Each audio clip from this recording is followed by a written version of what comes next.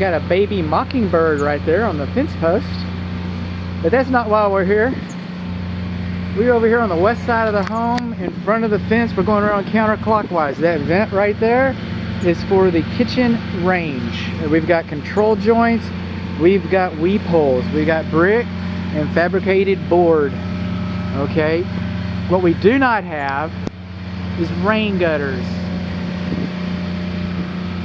The International Residential Code, and that's going to be baked inside your report, but they say that water runoff from your roof should be managed.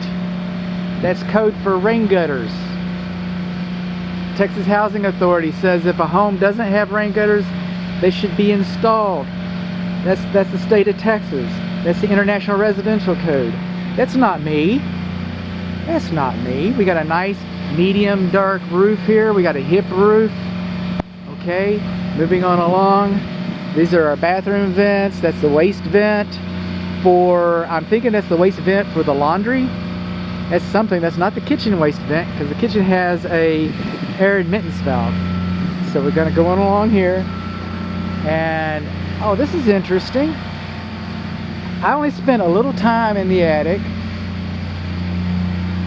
and I noticed continuous soffit baffles in the one area that I saw.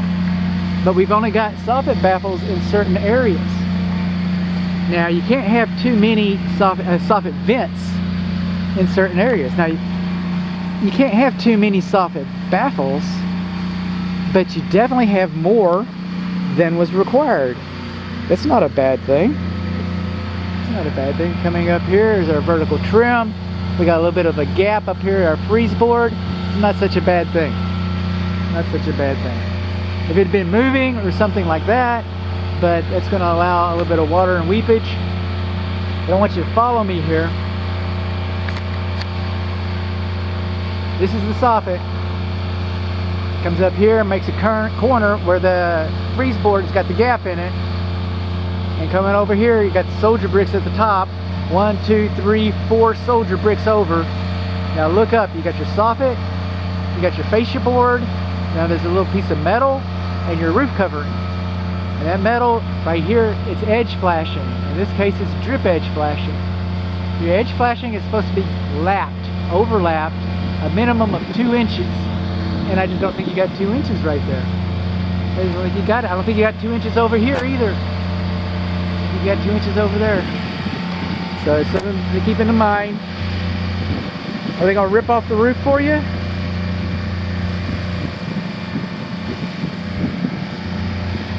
Lap that like it's supposed to be? I don't know.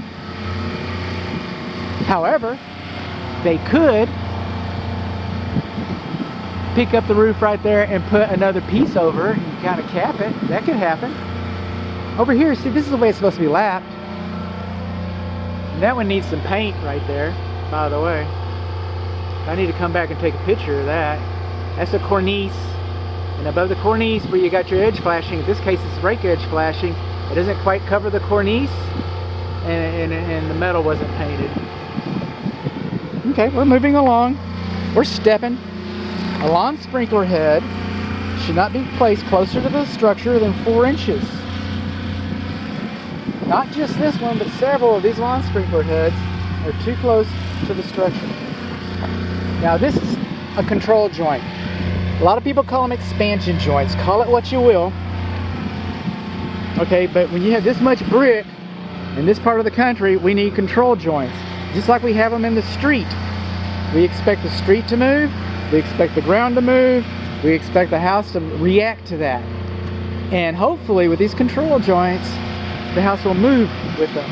Now, every couple years, probably every year, but every couple years, you should come out here and check these, because the sealant dries, it shrinks, and it cracks.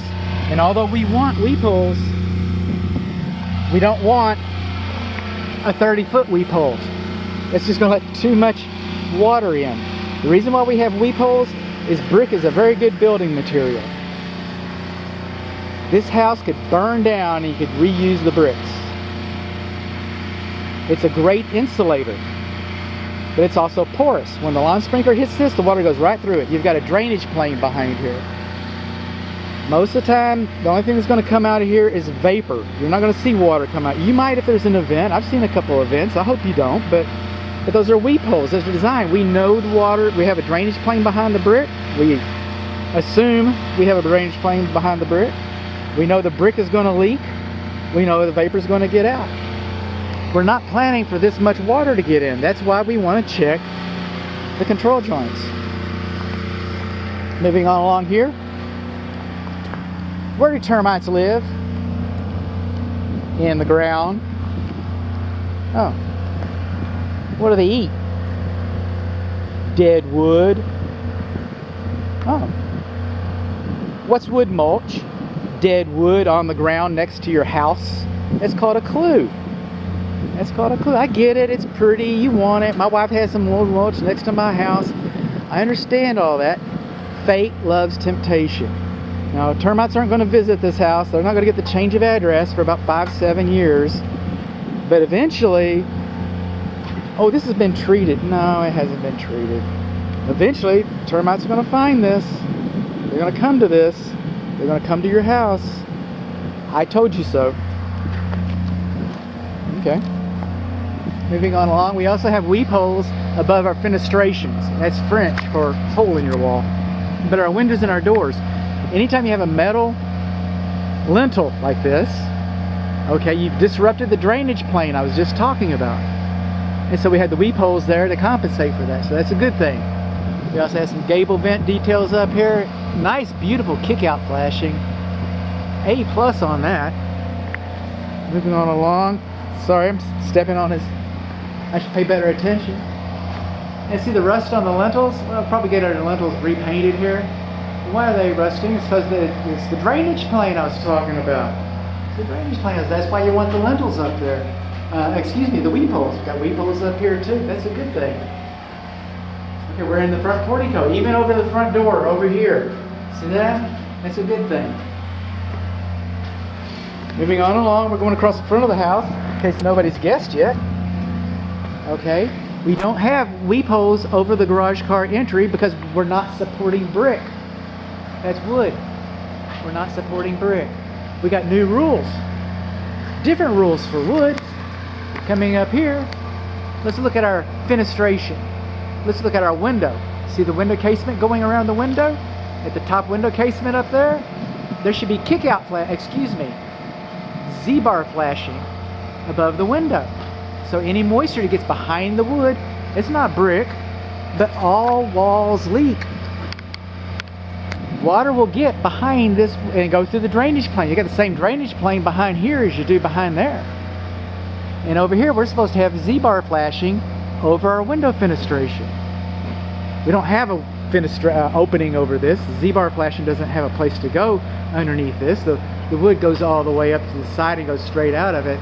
So Z-bar flashing is not required over the garage car entry. But this window up here, I'm not seeing any Z-bar flashing. I'm missing my Z-bar flashing, man. Sprinkler head closer than 4 inches.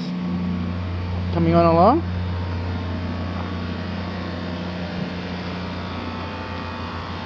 We got a whole video about the electric. We got a whole video about the condensing units. In fact, we got a video and a half about the water heater. Coming along here. See if I can help to expedite this. In case you want to know what this is that I'm messing with, this is called a weep. Kind of like weep holes. And that little window inside of there is called a weir. Now you can buy a whole bag of weep weirs for about $10, like 36 of them. They're not very expensive, but they keep bugs out. Supposed to.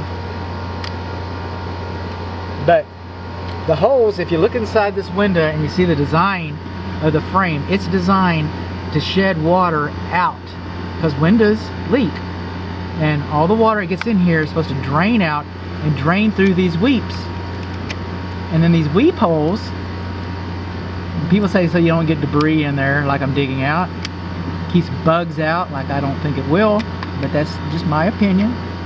But what I do know is that if you don't have these and you got a nice windy day, your windows will play like a flute. People will think you got a haunted house. You don't want people scared of your house, so you kind of want those little weirs in there. So that's what that was. It's just a little education thing. Now this is also an education thing. I should have probably put it in another video coming up. Well, here's one thing. These lintels have not been painted. These lintels have not been painted. Are they going to rust more than the other ones? You bet they are. Now we got a pipe up here. That is your secondary drain line for your evaporator coil from your cooling system. And we put them over windows, so if you look out the window and you see the water coming out, you know to call the HVAC tech because you've got a problem. Your primary's not draining.